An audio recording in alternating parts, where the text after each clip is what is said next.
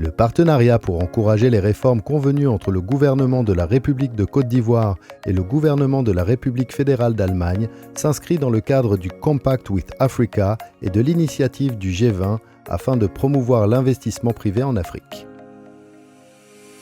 Le partenariat ivoiro-allemand met l'accent sur la mise en œuvre de diverses réformes, notamment dans le secteur des énergies renouvelables et de l'efficacité énergétique, avec une concentration particulière sur l'accroissement des investissements privés et la promotion de l'emploi.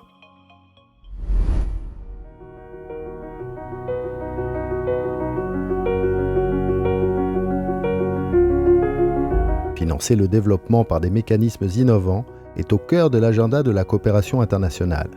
Bien en phase avec les orientations stratégiques sectorielles du pays avec lequel elle collabore, la coopération allemande apporte son expertise dans plusieurs domaines stratégiques. Au travers de mécanismes de partenariat public-privé, la coopération allemande entend s'appuyer sur la synergie d'action avec les acteurs du secteur privé pour combiner leur expertise, leur capacité d'innovation et leurs ressources en vue d'avoir le maximum d'impact positif. Le fonds PPP en Côte d'Ivoire vise la création d'emplois, l'augmentation des revenus et l'amélioration des conditions de travail pour la population ivoirienne. Pour ce faire, nous travaillons avec l'instrument des PPP, donc des partenariats publics-privés, où nous travaillons ensemble avec des entreprises privées. Ainsi, durant la dernière décennie, le fonds PPP pour les pays membres de l'Union du fleuve Mano a contribué à mettre en place en Côte d'Ivoire 10 partenariats publics-privés dans différents secteurs d'activité avec notamment des entreprises telles que Olam Ivoire, Biopartner SA, Touton Négoce CI, Gand Logis, Nambel Invest, C'est moi Côte d'Ivoire, Brasse Ivoire, Beyond Beans, Nestlé et Nzi River Lodge. À travers ces partenariats, nous avons créé plus que 430 emplois et impacté les revenus des milliers de travailleurs saisonniers.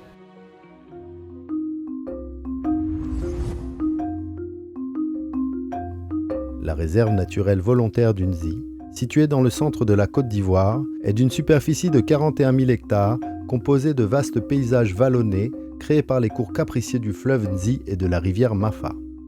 Elle fait face à de nombreux défis environnementaux. Pour la conservation du parc et la conservation de la faune et de la flore, j'avais besoin d'un partenaire qui m'aiderait à concrétiser des projets au niveau des populations riveraines du parc. Le projet avec Nzi River Lodge vise à augmenter les revenus des communautés riveraines de la réserve naturelle. Surtout, nous travaillons dans les domaines de karité et apiculture. Et dans ce sens, nous avons formé plus de 100 apiculteurs et soutenu un groupement de femmes qui font la transformation des karités. Au commencement, on fabriquait le beurre de karité artisanal. Dès que M. Diakité est rentré au Nzi, une fois j'ai décidé d'aller le croiser parce qu'on n'arrive pas jeune les deux bouts. On achète les noix au-dessus de la moyenne du marché.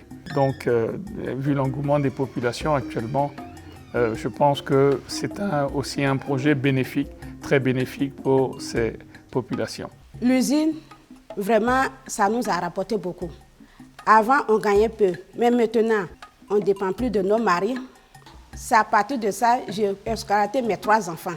Quand le village a besoin de quelque chose, ils viennent voir notre société et on décaisse et on règle ça sans problème.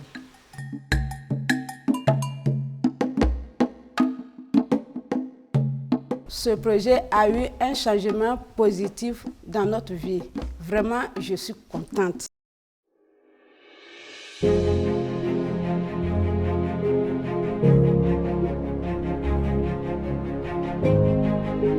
Au niveau de la miellerie, on a formé une centaine d'apiculteurs qui étaient principalement des jeunes. Et aujourd'hui, je peux dire que ces jeunes ont une ressource supplémentaire. Il y a des choses qui ont changé dans notre vie. Avant, on faisait le braconnage, on faisait du charbon de bois, mais grâce à l'arrivée de cette unité, tout ça c'est fini. À l'arrivée du miel à l'usine, le miel est pesé en kilogrammes.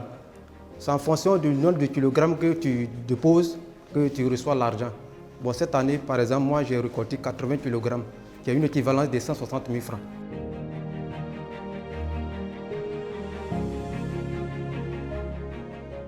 Grâce à l'agriculture, aujourd'hui, j'arrive à me prendre en charge. Je prends en charge une famille de 8 personnes, dont un élève de CM2, des élèves de CP2 et CE1. Ce qui n'était pas auparavant. Nous avons déjà pour objectif de passer de 100 à 400 ruches, d'augmenter les capacités de traitement en termes de carité, suivant, je dirais, l'abondance de la matière première, et donc déjà de rechercher des marchés sur le plan national ou à l'export pour le miel sous la marque Onzi ou le karité sous la marque Onzi.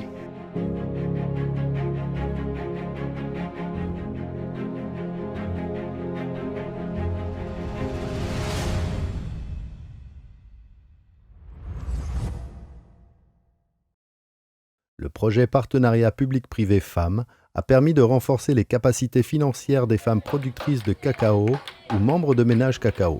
Les axes du projet essentiellement permettent à la femme productrice d'avoir accès à la terre, l'accessibilité à la terre, pour lui permettre d'augmenter ses surfaces cacaoyères, autonomiser la femme de façon à ce qu'elle puisse mettre en œuvre une activité génératrice de revenus de façon individuelle et en groupe, avoir aussi un renforcement de capacité des coopératives de femmes, un renforcement de capacité des producteurs dans les ménages cacao, et enfin avoir une diversification des revenus au niveau des coopératives de femmes. Pour ce faire, nous avons soutenu les AVEC, donc les associations villageoises d'épargne et de crédit, surtout à travers la formation. En effet, la promotion des associations villageoises d'épargne et de crédit a facilité une meilleure pratique, une sécurisation et un accroissement du niveau de leurs épargnes et d'activités génératrices de revenus, les AGR. Il faut dire qu'auparavant, si on avait de l'argent, on dépensait comme on voulait. Aujourd'hui, avec les conseils de nos responsables, on arrive vraiment à savoir garder, épargner de l'argent.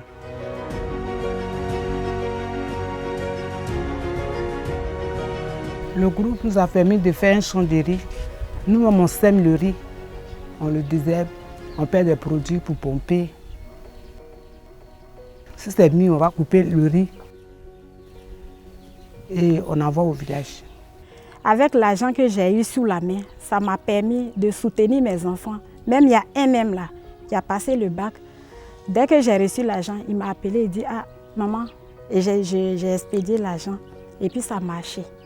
Et cela a été couplé avec un appui aux femmes pour l'établissement des activités génératrices de revenus, telles l'aviculture.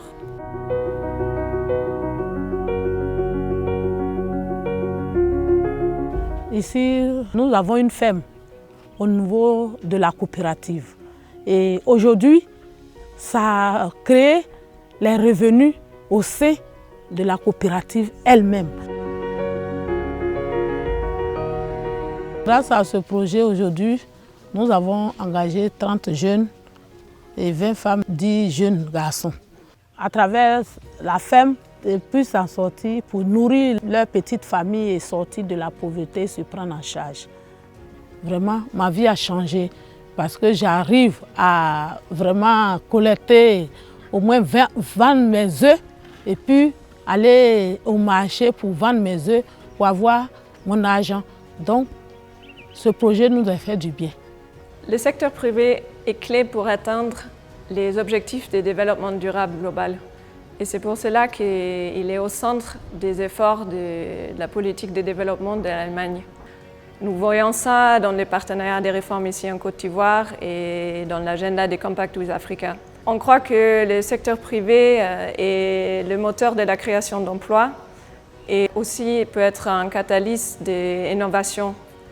Mais pour arriver à cela, c'est aussi important d'avoir les bonnes approches et les bons partenaires à côté. Et c'est là où on voit le rôle des instruments tels que les PPP.